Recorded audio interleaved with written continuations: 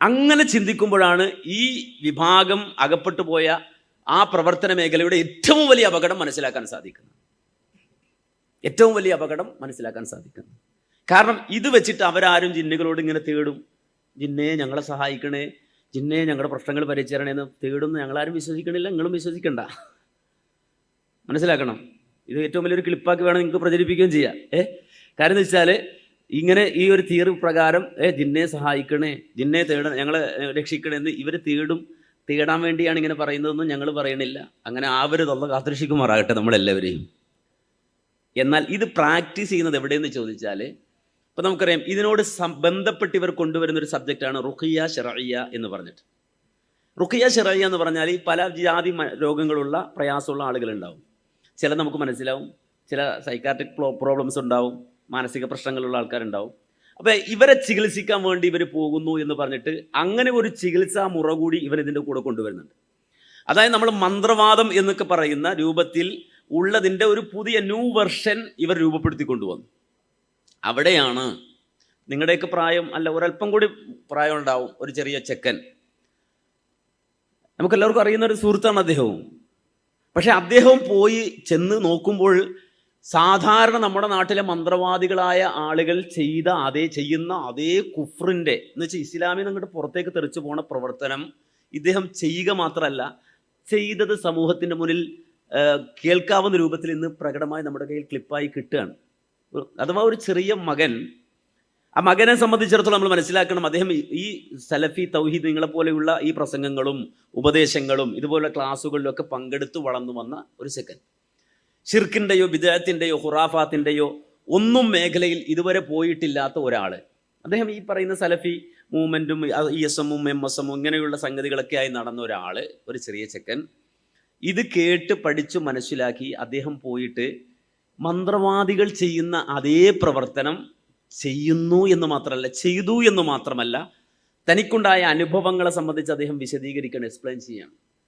ഇത് പുറത്തു വന്ന ഒന്നു മാത്രമാണ്, പുറത്തു വരാത്ത ഒരുപാട് സംഗതികളുണ്ട്. പുറത്തു വന്നതിൽ തന്നെയും അപകടകരമായ, പുറത്തു കേൾപ്പിക്കാൻ കഴിയാത്ത അത്രയും മോശമായ ചില സംഗതികളും പുറത്ത് നമ്മുടെ കയ്യിൽ കിട്ടിയിട്ടുണ്ട്. നമ്മളിതെല്ലാം കൂടെ വാരി പുറത്തിടുക എന്ന് പറയുമ്പോൾ നമ്മൾ പറയുന്നതിന് മാക്സിമം ഒരു പരിധി വെച്ചിട്ടാണ് പറയണത്. അതിന് അവർ ഏതെങ്കിലും കൗണ്ടർ ചെയ്യാൻ വന്നാൽ അടുത്ത് നമ്മൾ പറഞ്ഞു കൊടുക്കും. കൗണ്ടറിങ് ഇല്ലാത്തപ്പോൾ നമ്മളൊരു പരിധിക്ക് ലിമിറ്റ് ചെയ്ത് ഇങ്ങനെ നിർത്തുകയാണ്. അതാണ് ഇപ്പോൾ ചെയ്തുകൊണ്ടിരിക്കുന്നത്. എന്നുവെച്ചാൽ ഇവർ നശിച്ചു പോകാൻ വേണ്ടിയല്ല നമ്മൾ പറയുന്നത്, ഇവർ ചെന്നുപെട്ട അപകടത്തിൽ നിന്ന് അവരെ ഊരി പുറത്തു കൊണ്ടുവരാൻ വേണ്ടിയാണ് നമ്മൾ ഇടപെടുന്നത്. നമ്മളിത് പറഞ്ഞിട്ട് ഒരുത്തും നശിച്ചു പോകരുത് നമുക്ക് ആഗ്രഹമുണ്ട്. അപ്പോൾ ഇത് വളരെ അപകടകരമായ തലത്തിലേക്ക് പോയി എന്ന് വെച്ചാൽ ഇവർ തേടുന്നു, അല്ലെങ്കിൽ ജിന്നേന്ന് വിളിച്ചിട്ട് സഹായം തേടുന്നു എന്നൊന്നുമല്ല ഞാൻ പറയുന്നത്. നേരെ മറിച്ച് ഇവർ ഈ മന്ത്രവാദ പ്രവർത്തനങ്ങളിലേക്കാണ് ഇത് യൂസ് ചെയ്യണത്. അപ്പോൾ ഒരാൾക്ക് ജിന്നു കൂടി എന്ന് പറഞ്ഞിട്ട് ഒരുത്തൻ ഇങ്ങനെ പിച്ചുമ്പയും പറയുകയാണ്. അവൻ്റെ അടുക്ക് ചെന്നിട്ട് എൻ്റെ പേരെന്താ നിങ്ങൾ ആലോചിച്ച് നോക്കുക. അപ്പോൾ അയാൾ പറയും, എന്ത് പറയും, ഞാൻ ഗോപാലനാണ് എന്നിങ്ങനെ പറയണം. അപ്പോൾ നീ ആരാണ്? ഞാൻ മറ്റേ ഇന്നാൾ കെട്ടിത്തൂങ്ങിയില്ലേ, അവിടുന്ന് അങ്ങനെ വന്ന് കൂടിയതാണെന്നൊക്കെ പറഞ്ഞ് ഇവരിങ്ങനെ ഓരോന്ന് സംസാരിക്കുന്നത് മാത്രമല്ല, കശ്ഫ് എന്ന് പറയുന്ന ഒരു പ്രത്യേക സാധനം ഇവർ കൊണ്ടുവന്ന് വെച്ചു. കശ്ഫ് എന്ന് പറഞ്ഞാൽ ഇപ്പോൾ ഒരാളിങ്ങനെ ഈ പണിക്ക് പോവാണ്. അപ്പോൾ പോകുന്നതിന് മുമ്പ് പോയിട്ട് ഇയാളോട് ചോദിക്കും, എന്ത് അതെങ്ങനെയാണ്, നമുക്ക് പറ്റിയതാണോ? അപ്പോൾ ഈ കശ്ഫിൻ്റെ ആൾ പറയും ഡേഞ്ചർ എന്ന് പറഞ്ഞാൽ ഈ കശ്ഫാരാന്ന് ചോദിച്ചാൽ വേറൊരു ശൈത്താനാണ്. മനസ്സിലായോ? ജിന്ന് ഇങ്ങനെ ഇൻഫർമേഷൻ കൊടുത്തുകൊണ്ടിരിക്കുകയാണ് ഇയാൾക്ക്. ജിന്നാണ് ഈ പറയുന്നത്. ഈ കശ്ഫ് എന്നൊക്കെ പറഞ്ഞാൽ ജിന്നാണ്. എനിക്ക് എത്രത്തോളം മനസ്സിലാവുന്നുണ്ടെന്നുള്ളത് എനിക്ക് ആലോചിക്കേണ്ട വിഷയമാണ്. കാരണം വെച്ചാൽ സാധാരണ ക്ഷുദ്ര പ്രവർത്തനം നടത്തുന്ന മന്ത്രവാദികളായ ആളുകൾ, ഓംക്രീം കുട്ടിച്ചാത്ത എന്ന് പറയുന്ന ആൾക്കാരുണ്ടല്ലോ, ആ ആളുകൾ ചെയ്യുന്ന പണി വർക്ക് ഇവർ ചെയ്തു എന്ന് പറഞ്ഞാൽ ചെറിയ ആളുകളല്ല. അറബി കോളേജിലൊക്കെ പോയി പഠിച്ച് കിതാബൊക്കെ ഓതി, നിങ്ങളെപ്പോലെ പ്രൊഫഷണലായി പോയ ആളുകളല്ലേ, കിതാബൊക്കെ ഓതിയ ആളുകളുടെ അവസ്ഥയിൽ പറയുന്നത്. നമ്മളിത് പുറത്തു കൊണ്ടുവന്നിട്ട് ഈ ഒരു അവസ്ഥയിലേക്ക് ഈ യുവത്വത്തെ, ഈ ചെറുപ്പത്തെ എങ്ങനെ എത്തിച്ചു നിങ്ങൾ മനസ്സിലാക്കണം. അതിൻ്റെ അപകടം നമ്മൾ തിരിച്ചറിയണം.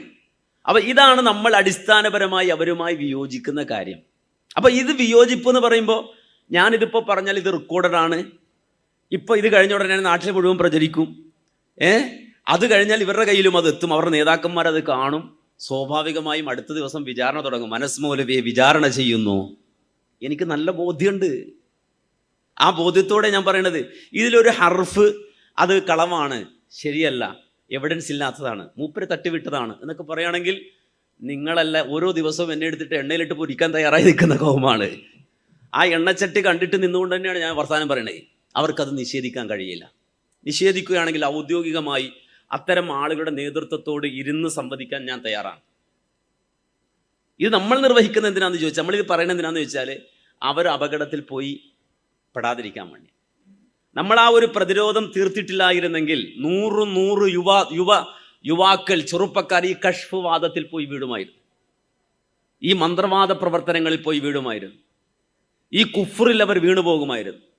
ഇനി ഒരു കാര്യം കൂടി ഞാൻ ചോദിക്കുന്നത്, നമ്മുടെ ഈ മന്ത്രവാദ പ്രവർത്തനത്തിന് പോയ നമ്മുടെ ചെറുപ്പക്കാരെ, അവരോട് ഞാൻ ചോദിക്കണം, നിങ്ങൾ ആ സന്ദർഭത്തിൽ മരിച്ചു പോയിരുന്നെങ്കിലോ? നിങ്ങളിപ്പോൾ പറയണ്ടല്ലോ ഞങ്ങളിപ്പോൾ അവിടുന്ന് റിക്കവർ ചെയ്തു എന്ന്. അത് വലിയ KNM എന്ന് പറയുന്ന ഈ സംവിധാനത്തിൻ്റെ വലിയൊരു പ്രതിരോധം, ഒരു മതിൽക്കെട്ടുള്ളത് കൊണ്ട് നിങ്ങൾ ഭയപ്പെട്ട് മാറുന്നത്, പലതും നിങ്ങൾ പിൻവലിക്കുന്നത്. ഞാൻ ചോദിക്കുന്നത്, ആ ചെയ്തുകൊണ്ടിരിക്കുന്ന സമയത്ത് നിങ്ങൾ മരിച്ചു പോയിരുന്നെങ്കിലോ? അള്ള നമ്മെ ഏൽപ്പിച്ച ഒരു ഡ്യൂട്ടിയേ ഉള്ളൂ. പടച്ചവും പടച്ചിട്ട് റബ്ബ് നമ്മളെ പടച്ചതിന് ശേഷം ഈ ശ്വാസവും ഈ വെള്ളവും ഈ അന്നനാളവും അതുപോലെ തന്നെ ഈ കരളും കിഡ്നിയും ഇതൊക്കെ വെച്ച് തന്നിട്ട് നല്ല ജെന്റിൽമാന്മാരായി സുന്ദരന്മാരായി പടച്ചിട്ട് ഒരു കാര്യം നമ്മെ ഏൽപ്പിച്ചു, വലാ തമൂത്തുന്ന ഇല്ല വ അന്തും മുസ്ലിമൂൻ. നിങ്ങൾ നന്നായി ജീവിച്ചോ, അനുവദിക്കപ്പെട്ടതെല്ലാം ആസ്വദിച്ചോ, പക്ഷെ മുസ്ലിമായിട്ടല്ലാതെ മരിക്കരുത്, മുസ്ലിമായിട്ടല്ലാതെ മരിക്കരുത്. ഞാൻ ചോദിക്കുകയാണ്, ഈ ചെയ്ത ചെറുപ്പക്കാർ, ഈ കുഫ്ർ ചെയ്ത ചെറുപ്പക്കാർ അത് ചെയ്തുകൊണ്ടിരുന്നപ്പോൾ മരിച്ചു പോയിരുന്നെങ്കിൽ കാഫറായി ലോകത്തുനിന്ന് യാത്രയായി പോകുമായിരുന്നു. അള്ളാഹു കാത്തുരക്ഷിക്കുമാറായിട്ട് നമ്മെ എല്ലാവരെയും. ഇത് നിഷേധിക്കാൻ അവർക്ക് കഴിയുമെങ്കിൽ ഞാനൊരു വെല്ലുവിളിയായി തന്നെ, അങ്ങനെ ഇപ്പോൾ വെല്ലുവിളിക്കാറില്ല, കാര്യം ഈ വെല്ലുവിളിക്കുക എന്ന് പറയുമ്പോൾ അവരോട് തന്നെ ഇത് വെല്ലുവിളിക്കണുണ്ടോ എന്ന് പറയും, വെല്ലുവിളിക്കണില്ല. പക്ഷെ ഇവിടെ നിന്ന് ഞാൻ ഇങ്ങനെ പറയുമ്പോൾ അത് മൗലവി ഇങ്ങനെ തട്ടിവിടുകയാണെന്നൊക്കെ ചിലപ്പോൾ തോന്നാതിരിക്കാൻ വേണ്ടി, ഇനി അതല്ല ഇത് ഏറ്റെടുത്തിട്ട് ആരെങ്കിലും സംവദിക്കാറുണ്ടെങ്കിൽ അവർക്ക് വേണ്ടി ഞാനൊരു വെല്ലുവിളി സ്വരത്തിൽ ചോദിക്കുകയാണ്, ഇതിനെ നിഷേധിക്കാൻ വിസ്ഡം വിഭാഗത്തിന് സാധിക്കുമോ?